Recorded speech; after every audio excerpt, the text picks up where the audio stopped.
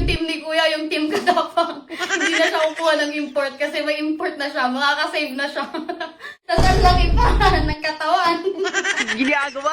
So kung titignan niyo siya, yung balat niya lang yung kakaiba. Pero sobrang linis niya. Oh, tignan niyo yung kuko niya. Nagpa-manicure pa yan siya. Siguro ang mahal na sigil na manicurista kasi isang daliri niya pa lang, isang paa ko na. So yun mga katapag, for how many years di kayo nakakita na may jowa ako. So ngayon, dahil nagka-jowa na ako, i-reveal ko na sa inyo. Wait lang story time muna tayo. Kung paano kami nagkakilala. Oh. Love, just chill lang I will make kilig first to my followers. So ito na nga, nagkakilala kami sa isang app. Ano yun? Monkey app! Na-bored kasi ako kaya dinulog ko yung app na yun. Tsaka nag-scroll lang, random scroll lang. Sabi niya, hi. Tapos ang nakakatawa pa mga katapang, segundo lang yung usapan namin. Tapos hiningi niya yung Facebook account ko. Tapos kinabukasan, nag-add siya sa akin, tapos in-stalk ko yung Facebook niya. Tapos ayun, nakita ko yung message niya. Sabi niya, hi, do you remember me? Oh, come on. Ang nagustuhan ko sa kanya mga katapang, sobrang tangkad niya talaga. Tapos sobrang laki pa, nakatawan na. Tapos sobrang pogi pa. So hindi ko na to patatagalin pa mga katapang kasi alam kong gusto niyo na siyang makita. So, my love, come here. Sit beside me. Don't be shy.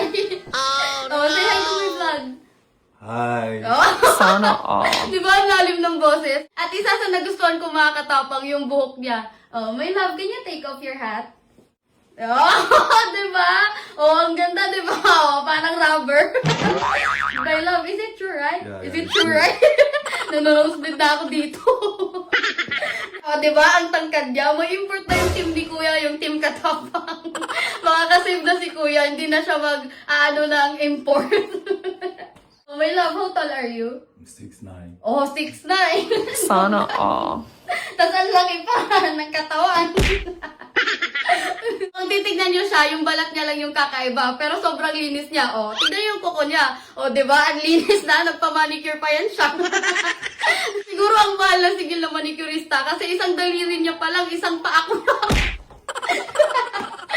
Can you tell them how do we know each other? We met on the app and I was so amazed by how she is and how her beauty is, and she was so gorgeous, beautiful, and I fell in love. So That's all. Alam ko magtatanong kayo pagkatapos ng vlog na to kung ilang taon na siya. So, sasagutin na namin mismo dito sa vlog na to. So, my love, how old are you? I'm 26. Kasi edad lang sila ni Kuya mga katapang 26, pero mas nauna pang tumanda si Kuya. Kuya, please, baka magalit ka. I will teach you some Tagalog words. Alright. Just say, mahal kita. What's that mean? Just say first, mahal kita. Mahal kita. Diba, mahal niya ako? Why are you laughing? It means in English, mahal kita. I love you. It's true. Sana all. Then, another word. Ang ganda mo? Ang ganda mo. Oh, alam ko. Thank you. What's that mean? Ang ganda ako. I'm pretty. You pretty. You gorgeous. Alam ko kinikilig kayo dyan, pero hanggang dito lang muna. Meron na tayong future gilas ng Pilipinas.